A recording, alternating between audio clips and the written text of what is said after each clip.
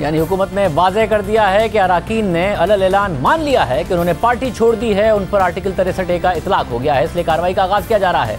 लेकिन सवाल ये उठ रहा है कि सिर्फ इजहार करने पर अरकान पर फ्लोर क्रॉसिंग की कार्रवाई की जा सकती है और क्या उन्हें वोट डालने से पहले शो कॉज नोटिस जारी करके डीसीट किया जा सकता है। अहम बात यह है कि सुप्रीम कोर्ट आयशा गुललई के केस में वाज़ेह तौर पर कह चुकी है कि ज़ुबानी तौर पर मुस्ताफ़ी होने की कोई कानूनी हैसियत नहीं है जब तक तहरीरी तौर पर रुकन का इस्तीफ़ा मंजूर नहीं किया जाता। इसलिए अदालत आर्टिकल 63A के तहत यह करार नहीं दे सकती कि आयशा गुललई ने पार्टी से इस्तीफा दिया है। लेकिन मौजूदा सूरत हाल में हुकूमत का मौक़िफ़ किस हद तक कानूनी तौर पर दुरुस्त है, इस हवाले से हमने कानूनी माहिरीन के सामने सवाल रखे कि क्या मुनहरिफ अरकान के खिलाफ वोट डालने से पहले आर्टिकल 63A के तहत फ्लोर क्रॉसिंग की कार्रवाई हो सकती है, और अगर इस पूरे अमल के बाद कार्रवाई हुई भी तो नाअहलियत हयात होगी या फिर वो इलेक्शन लड़ पाएंगे। देखिए उन्होंने क्या जवाब दिया।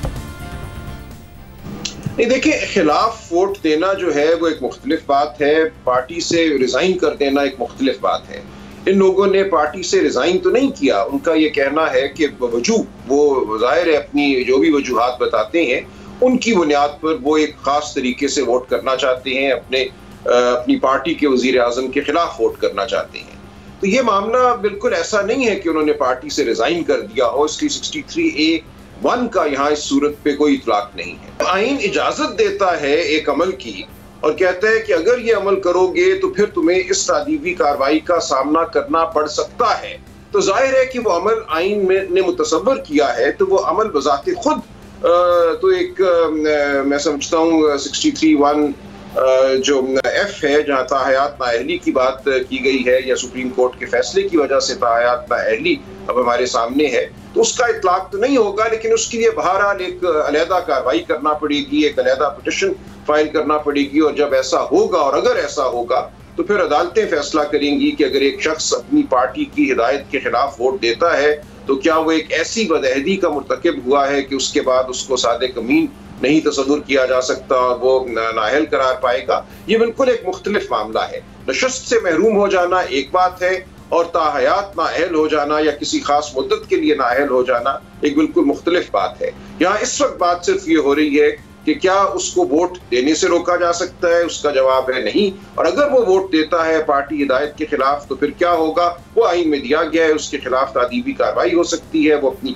नशस्त से महरूम हो सकता है। या ताहयात नाअहली का कोई जिक्र नहीं है। जब से ये नो कॉन्फिडेंस का मामला शुरू हुआ है, हुकूमत के वज़रा आइन की वाज़ेह प्रोविजन की ख्वाहिशात पे मबनी सियासी तशरीह कर रहे हैं। मेरी नजर में देखिए 63A(1) जिसका वो हवाला दे रहे हैं, वो कहता है कि अगर आपने पार्टी से रेजिग्नेशन दे दिया हो या रिजाइन कर दिया हो, अब इसकी तशरीह जो है वो सुप्रीम कोर्ट ने ऑलरेडी कर दी है। आयशा गुललई वर्सेस इमरान खान में उन्होंने कहा है कि स्पीचेस में, स्टेटमेंट में अगर आप कह भी दें कि हमने रिजाइन कर दिया है, वैसे यहाँ पे मुझे नहीं मालूम किसने कहा है कि हमने पार्टी से रिजाइन कर दिया, लेकिन सुप्रीम कोर्ट ने कहा अगर आपने वर्बली कह भी दिया है वो नाकाफी है, आपने पार्टी हेड को रिटन रेजिग्नेशन देनी है, फिर 63A(1) जो है वो किक इन कर सकता है।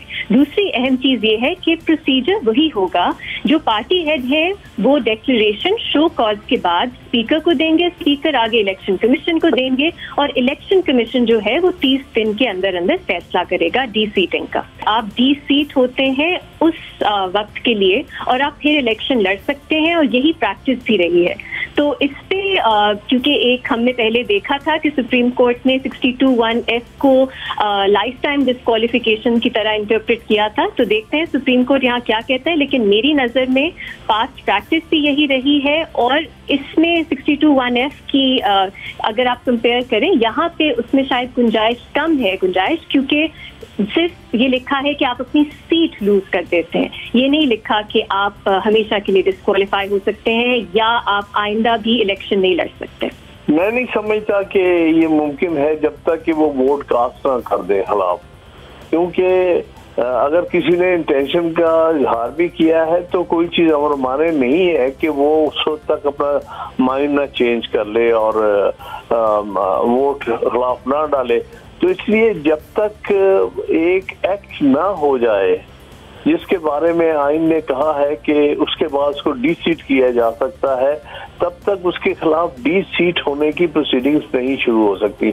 एक बात मैं क्लियर करना चाहता हूं कि लफ्ज डिस्क्वालीफाई गलत इस्तेमाल हो रहा है। आर्टिकल 63A में डिस्क्वालिफिकेशन की कहीं बात नहीं हुई। उसमें ये कहा गया है कि अगर उसकी डिफेक्शन जो है, जिसका डिक्लेरेशन जो पार्टी हेड देगा, अगर उसको एंडोर्स कर देती है इलेक्शन कमीशन, तो फिर वो डी सीट हो जाएगा। तो ये सारी प्रोसीडिंग्स जो है वो डी सीट होने की है, डिस्क्वालिफिकेशन की नहीं है।